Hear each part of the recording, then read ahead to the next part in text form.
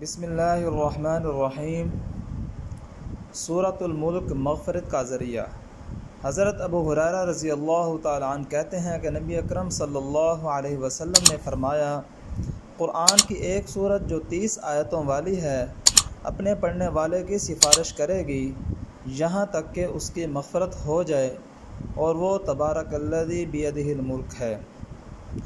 تو دوستو، حدیث پاک کے اندر آتا ہے کہ آپ صلی اللہ علیہ وسلم اس وقت تک نہیں سوتے تھے جب تک سورہ الف لام میم سجدہ اور سورہ ملک کی تلاوت نہ فرما لیتے۔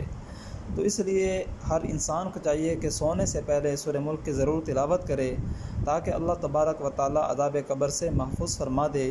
یہ ایسی چیز ہے کہ آپ صلی اللہ علیہ وسلم بھی ہر نماز کے بعد عذاب قبر سے پناہ مانگتے تھے۔